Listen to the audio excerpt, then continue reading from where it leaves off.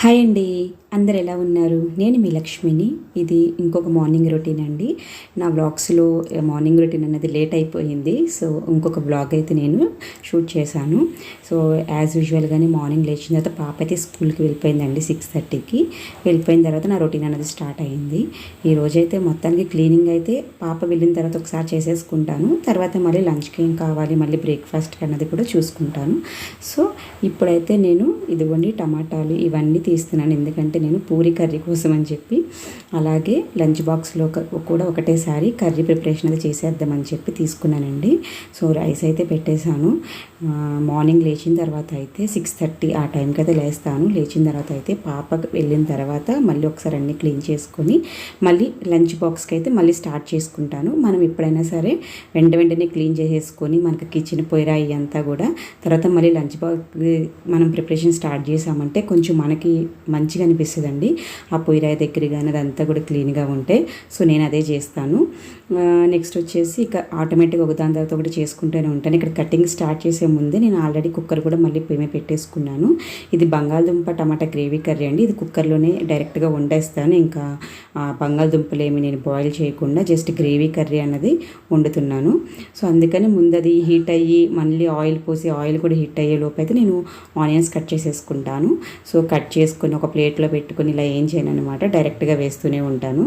నాకైతే ఇదిగోండి ఇక ఆయిల్ అయితే నేను అలాగే కవర్లో పెట్టి ఉంచానని చెప్పి మా హస్బెండ్ వచ్చి మళ్ళీ దీంట్లో అది టైట్గా ఉందన్నమాట. అది స్టీల్ది, మేము ఇది ఆయిల్కి యూస్ చేసేది.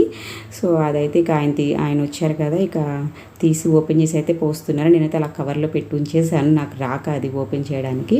సో నేనైతే బంగాళదుంపల కర్రీ ఏంటంటే టమాటా వేసి వండేసాం అనుకోండి. మామూలుగా శనగపిండి వేసి మనం గ్రేవీ కర్రీ వండుకుంటాం కదా పూరీలోకి, అది ఒకసారి వండుకోవచ్చు. నెక్స్ట్ ఇది కూడా బాగుంటుంది అనమాట.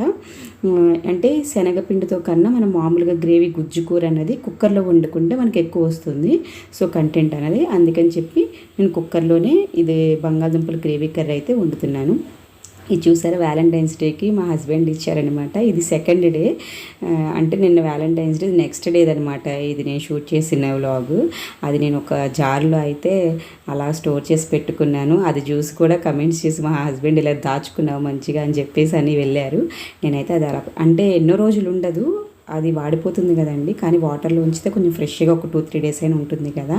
మనకి ఏయో గిఫ్ట్స్ అవసరం లేదు. వ్యాలంటైన్స్ డే గుర్తుపెట్టుకొని జస్ట్ ఒక రోజు ఇచ్చిన చాలా హ్యాపీగా అనిపిస్తుంది కదా. నాకైతే రోజ్ అండ్ చాక్లెట్స్ కూడా తీసుకొచ్చారు, నేను ఎక్స్పెక్ట్ చేయలేదు. సో రోజ్ అయితే అలాగే నేనైతే స్టోర్ చేసుకున్నాను. సో నేను కర్రీకి అయితే ఫస్ట్ ఇంకా ఆనియన్స్ వేసేసానండి. కొద్దిగా అయితే కరివేపాకు కూడా వేసాను. తర్వాత అయితే టమాటా ఇంకా బంగాళదుంప ఇవన్నీ కూడా వేసేసుకుని ఒకటేసారి టమాటా వేసిన తర్వాత ఒక 5 minutes ఉంచాలండి. ఉంచిన తర్వాత అది కొంచెం సాఫ్ట్గా అయిన తర్వాత బంగాళదుంపలు యాడ్ చేయండి. తర్వాత ఇంకా ఉప్పు, కారం, పసుపు, కొద్దిగా వాటర్ యాడ్ చేసేసి మనం కుక్కర్ మూత పెట్టేసుకుంటే సరిపోతుంది. ఒక 2 విజిల్స్ వస్తే చాలన్నమాట. వాటర్ ఎక్కువ యాడ్ చేయవసరం లేదు, ఎందుకంటే మళ్ళీ మనకి గ్రేవీ అనేది వాటర్గా ఉంటుంది. అలా కాకుండా థిక్గా రావాలంటే వాటర్ కంటెంట్ కొంచెం అవి మునిగే వరకు వాటర్ యాడ్ చేసుకుంటే సరిపోతుంది. సో ఇవన్నీ ఒకసారి మిక్స్ చేసేసుకొని ఆయిల్లో తర్వాత వాటర్ అయితే యాడ్ చేసేసుకుని టమాటా మాత్రం వేసిన తర్వాత కొంచెం సేపు ఒక 5 minutes తర్వాత మీరు ఈ ఆలుని యాడ్ చేసుకుంటే సరిపోతుంది. ఇక ఇంతేనండి, ఇంకేం ఇంగ్రీడియంట్స్ నేను యాడ్ చేయలేదు.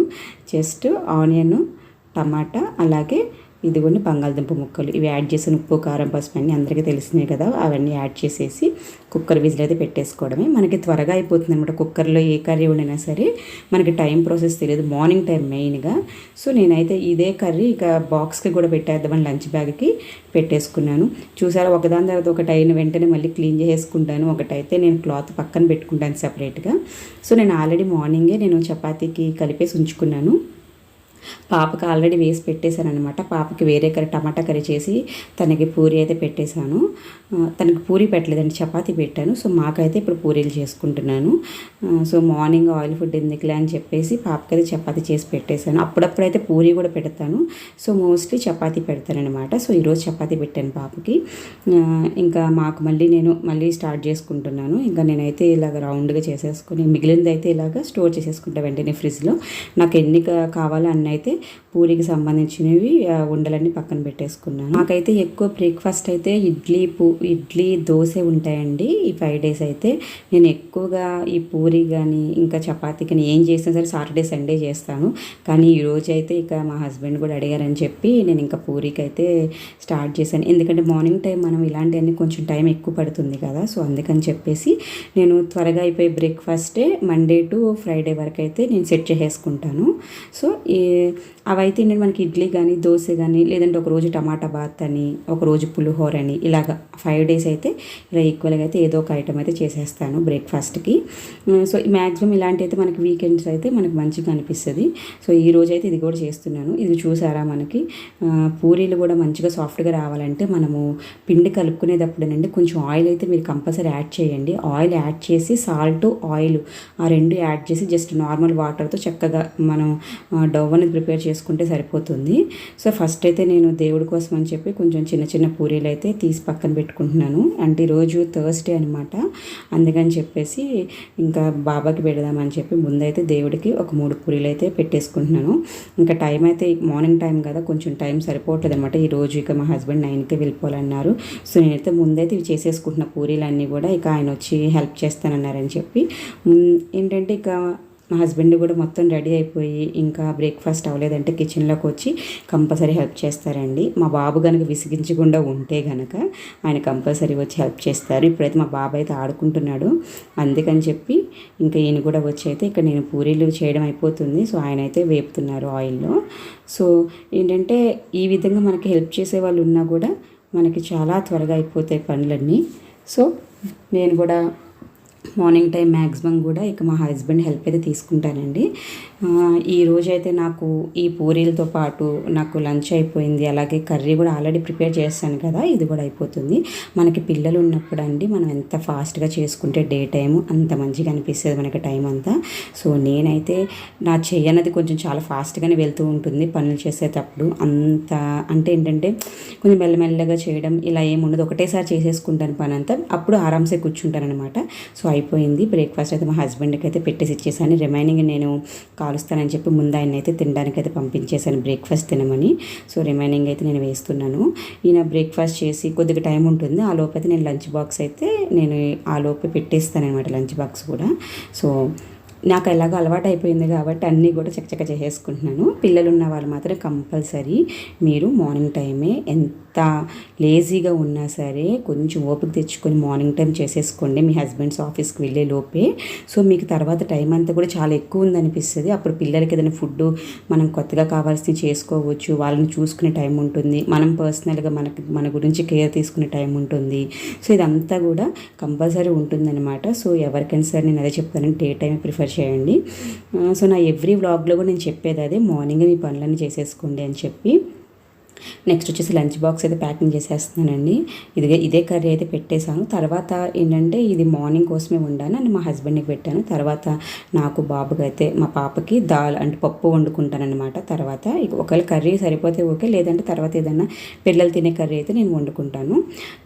సో ఈ విధంగా అయితే ప్యాకింగ్ చేసేస్తాను. ఎప్పుడు కూడా నా బాక్స్ ప్యాకింగ్ ఇలాగే ఉంటుంది. నా షార్ట్స్లో కూడా లంచ్ బ్యాగ్వి ఎక్కువ పెడుతూనే ఉంటాను కదా. సో మనం ఇంట్లో ఉండి ఏదో ఒకటి తింటూ ఉంటాము, కానీ ఇలా ఆఫీస్కి వెళ్ళే వాళ్ళు బయట ఫుడ్ కూడా తినలేరు, అంత టైం ఉండదు లేచి వెళ్ళి కొనుక్కొని తినేంత.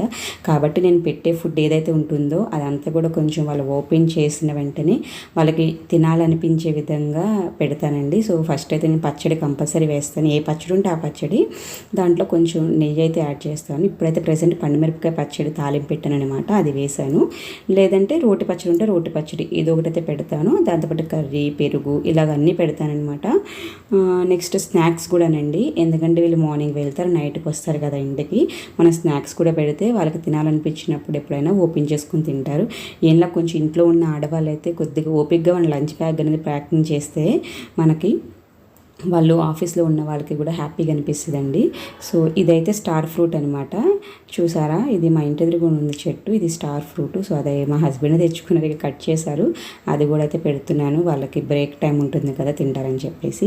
అమ్మాయి నాకైతే లంచ్ బ్యాగ్ అయితే ప్యాకింగ్ కూడా అయిపోతుంది. చాలా మంచిగా అనిపిస్తుంది అనమాట. ఇలా ప్యాకింగ్ చేసేసి మొత్తం కూడా అన్నీ కూడా పర్ఫెక్ట్గా పెడితే, ఏదైనా ఒక రోజు ఏదైనా మిస్ చేశానంటే ఆ రోజు అయితే అనిపిస్తుంది, అయ్యో ఈరోజు ఒకటే పెట్టాను, ఏం పెట్టలేదు. స్నాక్స్ పెట్టకపోయినా సరే, ఒకవేళ స్నాక్స్ బాక్స్ మర్చిపోయినా సరే నాకు అనిపిస్తుంది, అయ్యో ఏం తింటున్నారో ఏంటో ఈ కథ ఆలోచిస్తుంటాం కదా. సో అందుకని మ్యాక్సిమం కూడా ఏది మర్చిపోకుండా అన్ని పెట్టడానికే ట్రై చేస్తాను. సో నా వీడియో అయితే ఇదండి. ఈరోజు నా బ్లాగ్ వచ్చేసి ఇదనమాట. మీకు నా వీడియోస్ నచ్చితే లైక్ చేయండి, షేర్ చేయండి, అదేవిధంగా సబ్స్క్రైబ్ చేయండి.